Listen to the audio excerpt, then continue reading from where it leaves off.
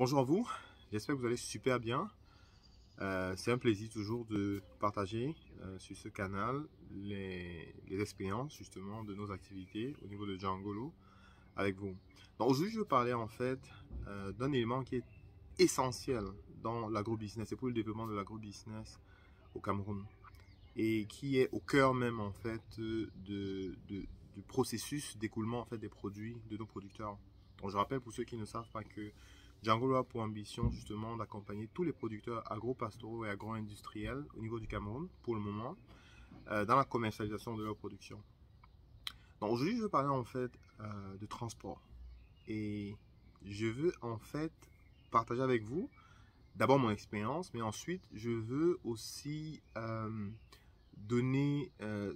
partager mes leçons aussi que j'ai tirées en fait par rapport à ça. Parce que c'est une erreur que plusieurs personnes font. Je vais dire, je suis le premier à avoir fait aussi cette erreur. Donc, je pense que c'est important qu'on puisse partager ça avec les autres pour que les autres ne reprennent pas les mêmes erreurs que les autres qu'on a fait précédemment. Donc, alors pourquoi est-ce que je parle de cette vidéo aujourd'hui? C'est parce que je viens tout juste de raccrocher en fait au téléphone avec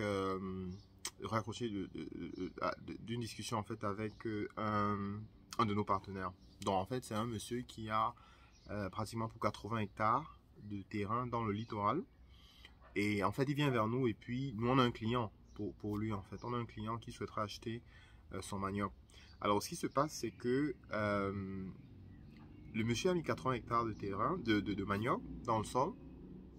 Mais il se trouve dans une situation où il n'a pas la possibilité en fait de pouvoir extraire le manioc d'une part et ensuite transporter le manioc parce que le client en fait voudrait avoir le manioc livré directement à son usine à Douala. Donc, alors la situation actuelle c'est quoi? C'est que je discute avec ce monsieur et ce qu'il souhaite avoir, ce qu'il souhaiterait qu'on fasse pour lui, c'est que on trouve un producteur, un acheteur autant pour moi, qui va pouvoir lui donner, lui acheter à l'avance 60%, je vais dire 40% par exemple de sa production, payée à l'avance. Et justement de façon à ce que il puisse prendre cet argent pour aller acheter. Soit, je sais pas moi, s'arranger à ce que la logistique soit faite en fait. Et qu'il puisse aussi aller trouver le moyen de récolter en fait les produits qu'il a mis dans sa plantation. Alors, la première réaction pour moi, c'est de dire, mais pourquoi est-ce qu'en fait, tu veux transporter? Pour quelle raison? Pourquoi est-ce que tu penses qu'il faut absolument que ce soit toi qui transporte? Pourquoi est-ce que tu penses qu'il faut absolument que ce soit toi qui fasses la récolte? Pourquoi est-ce que tu ne peux pas juste te dire, ok, j'ai le terrain, j'ai les ressources pour planter, et si je n'arrive pas à faire la logistique, si je n'arrive pas à faire la récolte, pourquoi est-ce que je ne peux pas juste trouver des partenaires qui peuvent s'en occuper? Et ça, en fait, c'est la même erreur que j'ai faite il y a plusieurs années. C'est-à-dire que il y a pratiquement 6 ans, j'ai justement lancé une ferme avicole. Et ma ferme avicole était pratiquement à 4, c'est-à-dire je crois, à 20 km par là de DDA, si on va de Douala. Et puis, à partir de la route, c'est pratiquement à 4 km, en fait, dans la brousse. Alors, on a commencé par faire une ferme avicole là-bas, et puis, avec des milliers de poulets, hein. Et rapidement, je me suis rendu compte que le transport constituait un point assez important dans la capacité du projet à être rentable. Et la première idée qui m'est venue à l'esprit, c'était d'acheter mon pick-up. Et c'est ça que j'ai fait. C'est-à-dire que j'essaye de faire mon business et je me rends compte, ah, je crois qu'il y a un domaine, un point justement, un aspect qui est le transport, qui est quelque chose qui me fait d'une certaine façon dépenser de l'argent. Parce que c'est ce qu'on se dit immédiatement. Mais très rapidement, quand j'ai acheté la voiture, quand j'ai acheté le pick-up, je me suis rendu compte que, en fait, le pick-up, bon, après, hein, c'est après 1 an, après 2 ans d'utilisation, j'ai essayé de faire une évaluation concrète, en fait, de ce pick-up, de l'achat de ce pick-up. Je me suis rendu compte que le pick-up était utilisé au maximum à 10%.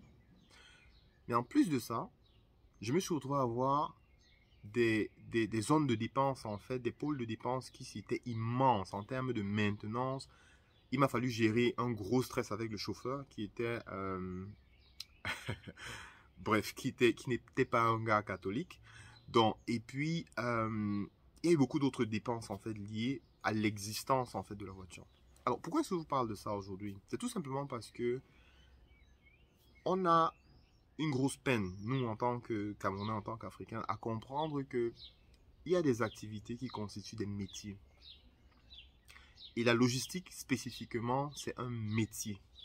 Ce n'est pas un truc qu'on improvise. On ne fait pas juste son projet, on se dit que bon, voilà, je peux acheter 2 ou 3 voitures et puis je gère ça.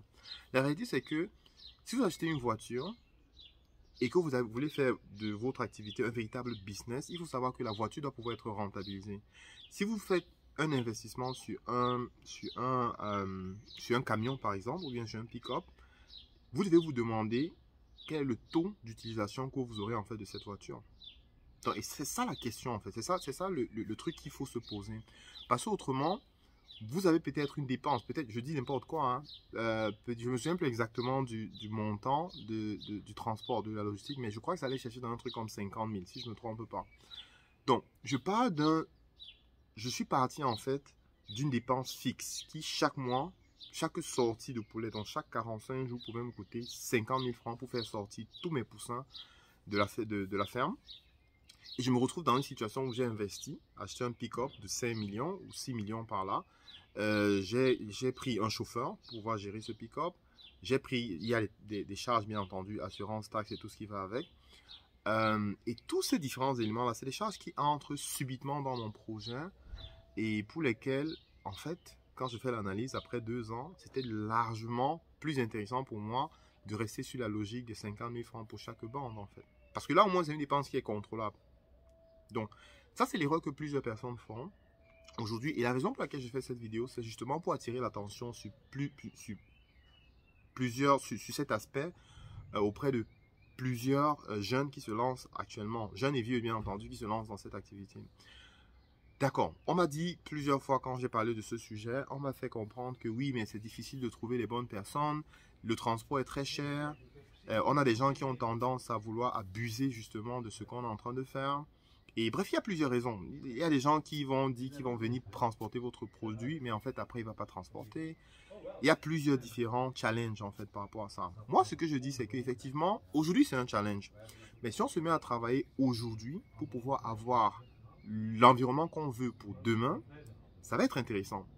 Et ce que nous, on vous fait, par exemple, c'est qu'on est en train de travailler avec un ensemble de transporteurs, de logisticiens, de façon à pouvoir venir définir un prix fixe, c'est-à-dire que le producteur, que le transporteur puisse nous dire par exemple que pour un pick-up qui peut prendre, je dis n'importe quoi, 1 tonne ou 2 tonnes, ou bien pour un camion qui peut transporter 5 tonnes de marchandises, le kilomètre est facturé peut-être à 10 francs, ou à 25 francs, ou à 30 francs, ou à 40 francs, peu importe.